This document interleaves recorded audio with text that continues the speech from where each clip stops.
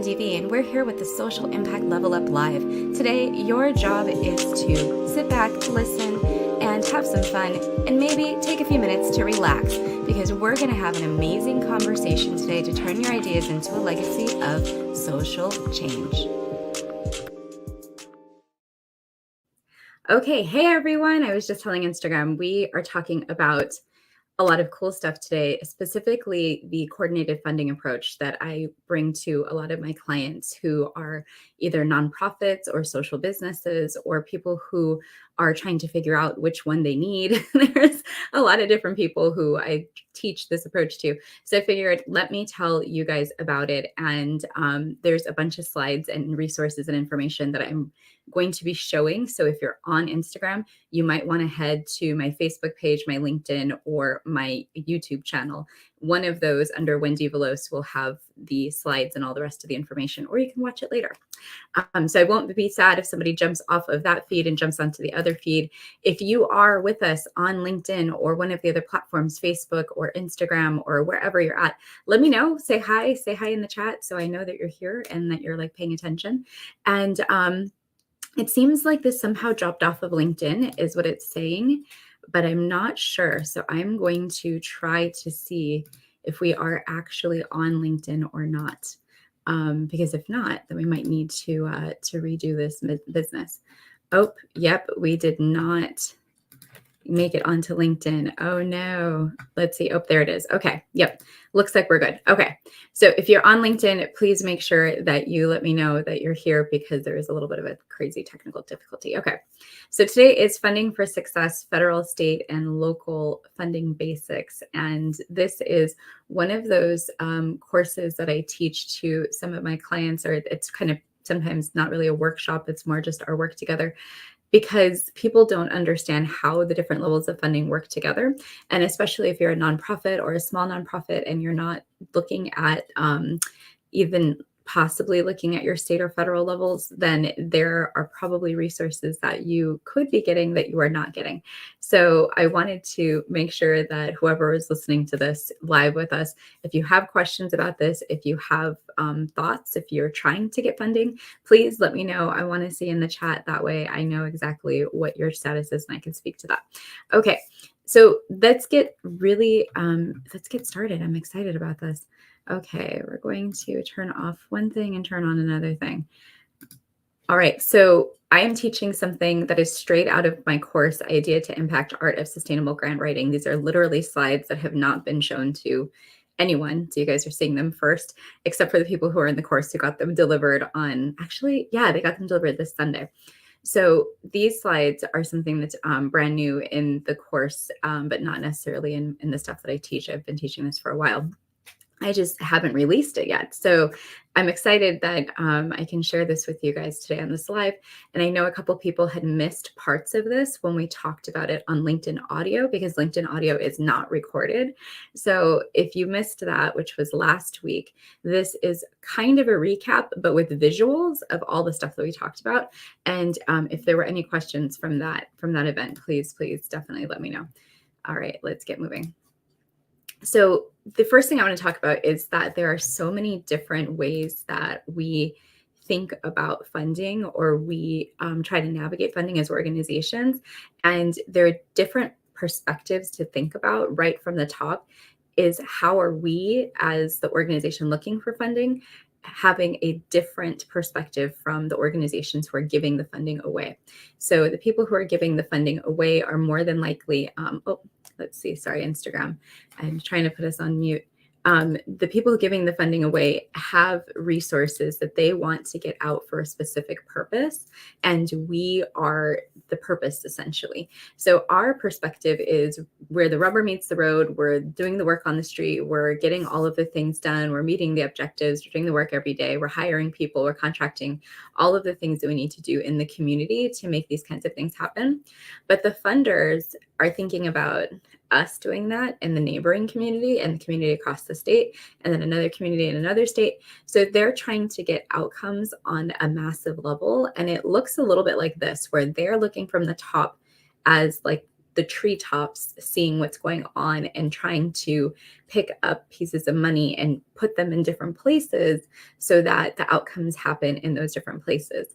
But we're on the ground working and we're seeing things come down to us from above and saying, okay, now I've got to go and do things with it. And sometimes it can be just a little bit different from each of the levels of funding, whether they're talking about local funding, state funding, and federal funding. You have these different perspectives. So you always want to think about, how can I coordinate across all of the levels that I have access to?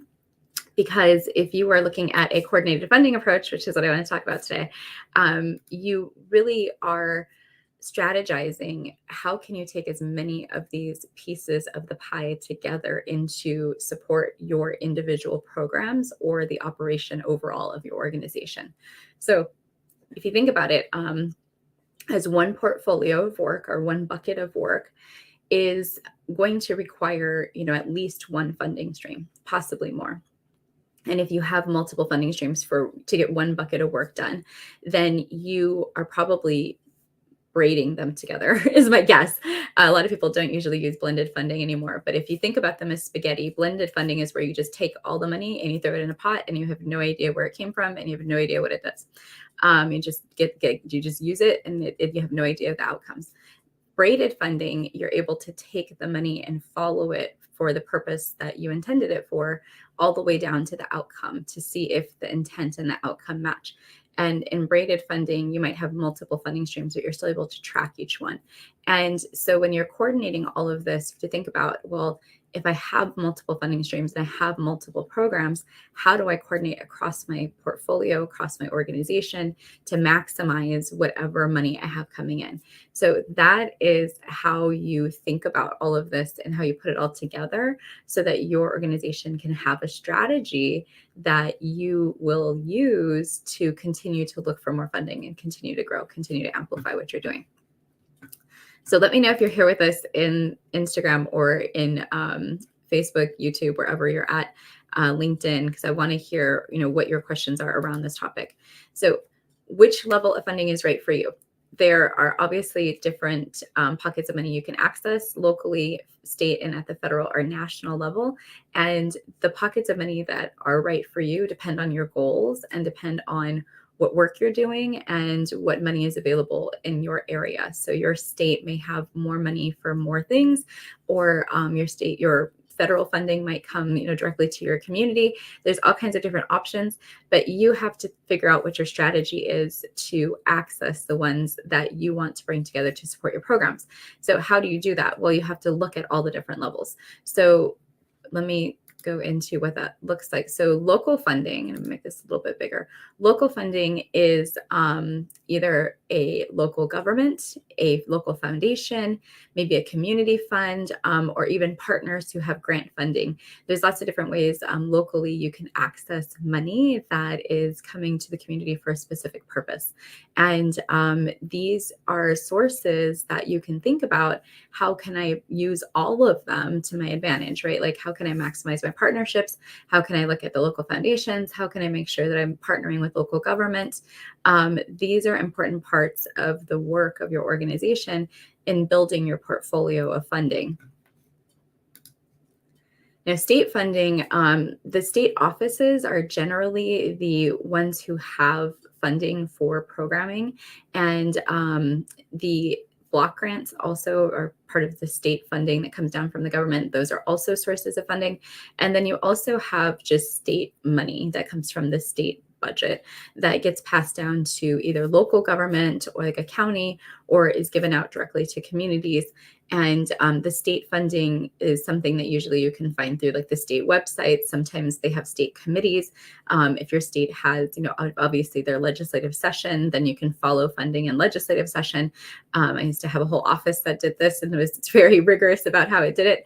And so state funding is really fascinating because it's all dependent upon your state. So I couldn't even begin to tell you what's going on in the United States across every single state, but I can tell you that there are different pockets of money within your state for different purposes, and that you can get savvier at understanding what happens at the local level and then what happens at the state level and follow it every year so that you know what's coming up. because state funding is cyclical, just like federal funding. So this is a fun fact I put out in a video the other day, and I got a question about it, so I definitely wanted to put it into this live. Did you know that the federal government gives away $500 billion every year? So this is not what is left over, but this is what they actually give away every year in grant money. And this is a huge amount. And I really wanted to put this in here because I think for some people, they were like, no, that's way too big. Like, what are you talking about? But this is across every federal agency in grants. This is how much money is given away. And if you're not accessing it because it seems like it's, too much burden or too much effort, I can tell you that in my career, I have personally managed grants that were $50,000, $125,000. So even, as a solopreneur, I could probably figure out what to do with $50,000 or $125,000 to get a program on the ground. So it's not like it's a big burden to create the program, but the burden is just doing the government's bidding, like what you need to do in order to do business with the government. That is where we come into a lot of extra burden. And so the jump from local government and state government in terms of reporting and what you are going to do for them, give back to them, what you're accountable for is very different than at the federal level. And I have to give the caveat because for nonprofits, then if you have over $750,000 that you do business with the federal government, meaning you get more than that in grant funds, say, for example, every year, then you're going to have additional audit requirements for your organization. So there's different burdens that happen with the federal funding that don't happen with local and state, or there's different things that you have to think about as an organization if you're planning on accessing federal funding. Now, federal funding can look different. There's grants, there's cooperative agreements. It has different purposes. There's funds for research, scaling programs, providing services to the community or to the state. And when you are looking at federal funding, it's really important that you find the alignment between what you want to do and what the federal government is requiring you to do, because that is where you get into trouble when you are required to do something that you're not necessarily good at, don't want to do, or don't have the means to do. So you have to make sure that you are in alignment with the money that you are seeking, no matter what level you're coming from. And okay, so how does all of this work together? This is just my representation to show you that what happens is the money from the federal level essentially comes through the congressional appropriation process. It comes down through the the president sets its budget. Then the federal agencies, they'll start their fiscal year on September 30th, but that doesn't mean that there's actually an approved budget for them to operate off of.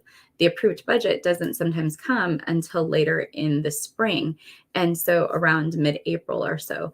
And what happens is these agencies have been waiting to give away money, but they haven't really had the exact numbers of how much they're approved to give away.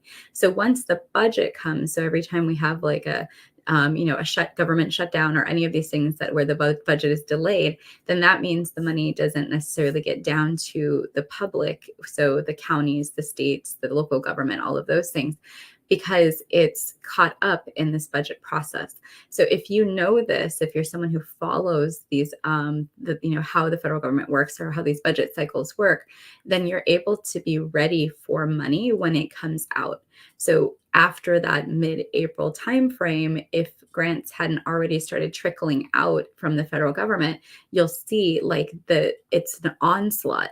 So usually between December to about May is a pretty heavy time when there's a lot of money coming out every year. And then as you get closer to June, you'll see things like, the schools and those school districts locally start their fiscal years. So different organizations at different levels have different fiscal years, and you just need to be cognizant of that when you're looking for money. All right, let's keep going. And thanks for joining. I wanted to see who's, not sure who's on from Facebook and LinkedIn and YouTube, but feel free to ask any questions or drop any thoughts into the chat. The other thing that you can think about in all of this, which this picture is really talking about the same process, but just looks completely different. Congress and the president are the ones who set the budget Congress sets the budget for the federal government, and the president gives their recommendation for budget. They kind of come together in that process. And then the agencies, it gets approved, they kind of negotiate voting, gets approved. When the budget goes to the federal agencies, then the agencies send out the money, and they usually have it into what we access are usually called discretionary grants. And discretionary grants are the ones that we have to compete for. There's also money that goes to states I mentioned earlier called block grants. That's money that just tends to go for a specific purpose. Sometimes you're able to, oh, hey, Martin, good to see you. Sometimes people in local government have gotten money from block grants from the federal government that goes down to the state. And then discretionary grants are the ones that we can actually apply to. The other thing federal agencies set are regulations, and sometimes regulations do come with money for people to enact those regulations. So all that stuff goes down to the state and the local level, and then that money will be used essentially for public services by local government or given away to organizations who will do the work out in the community. The other group of money or pot of money you can add on top of this is, corporate giving and donors, individual donors, and any other foundation money that might be coming into nonprofits or community organizations. So if you're coordinating all of this together, you're thinking about not only the levels of government where the money is coming from, but you're also thinking about how am I maximizing my donations and my foundation money that might be less restrictive than the money that is coming from the government. Because usually the money coming from the government comes with some sorts of, it usually comes with at least some requirements in order to get it, but there'll be strings attached. And that's what we call restricted money, or those have restrictions because you're required to do something in order to get it. But if you have unrestricted money, which might be from, like I said, corporate donations, private donations, fundraisers, like events, things like that, those types of funding streams you can use for general operating costs or other things that, you're really not able to attribute directly to a grant program. So when you have this coordinated funding approach, you're always looking at where are my restricted and my unrestricted dollars coming from, and how am I best utilizing them to get to the outcomes that I want to get to. Now I think we're, that is the last slide. Oh, this is exciting. It is. I think we're at the last slide. Cool. So let's go back to this. So that is, and Martin, let me know if you have any questions, because we were just talking about what we ended up talking about last week at the audio. And the way that I teach this, as I said in the Idea to Action course, is to help people understand how grant writing fits into the entire picture of funding your organization. So it's not about just learning that particular skill, but more so understanding if you're creating a new program and you're structuring it so it's sustainable, how are you aligning the correct funding and resources to make sure that that program is actually sustained, and not only just sustained like right now. And hey, Pockets, good to see you. Not only just in the interim when you have the grant, but after the money is gone, how do you make sure that you continue to do the good work that you want to do, but also have the right resources to do it? And in the course, I teach you all about how to look at different funding streams, assess the ones you need at the moment, and then as you proceed through your work, to be able to exercise your skills to get more funding in the door. So the course is starting this Thursday. If you haven't heard, it's all over my social media. It's pretty much everywhere. And it is going to be 8 weeks learning live with me. I have recorded information that sends out every week, information exactly like you got tonight. And then we also will workshop through once a week your actual grant proposal. So the goal of the 8 weeks is for you to walk away with something that you can use in the future to apply to grant programs. So you will have a completed template that you can use as a resource, and you'll be able to take that away from this experience to use for your organization in the future. So not only getting the skills and getting the coursework and also the workbook, but then being able to exercise your skills right on the spot and get feedback. So that's that's exciting. I'm happy to bring this to you guys, and I want to make sure that we get everybody in who wants to join in. So I'm going to put up the details for that one more time. Here it is. The URL, I think I might have it somewhere here on a banner. See if I do. Yep, here I do. I'll put that over everything else. So the URL is wendievelos.com grant writing course, and that is the graphic that you'll see everywhere for it. And this is basically the page that you can go to for all the information. I will not be bringing this offering back until 2024. So if you are interested in the live course, you want to work through this workshop kind of proposals with me every week, this is the place to go and make sure that you get in, because we are going to start, like I said, on Thursday. So we have a couple more days, and if you are interested, hop in, and I would be excited to have you. This is, again, the live where we're talking about federal, state, and local funding, and how do you coordinate all of them together, just some basic information. And I hope you've had a good time. I hope you found this helpful and it was a good resource for you. Let me know if you have any questions. Reach out. My DMs are always open. Whatever platform you found me on, you can find me there somewhere, and hit me up. Also, the Social Impact Level Up has new episodes every Friday on Spotify, Apple Podcasts, and YouTube. I would love if you go and check it out. If you love what we're doing here to share social impact related content, go over to any of those episodes, take a listen. There's some fantastic people who are sharing amazing knowledge about how they make an impact every single day. All right, everyone, have a good night. It's good to see you guys, and take care.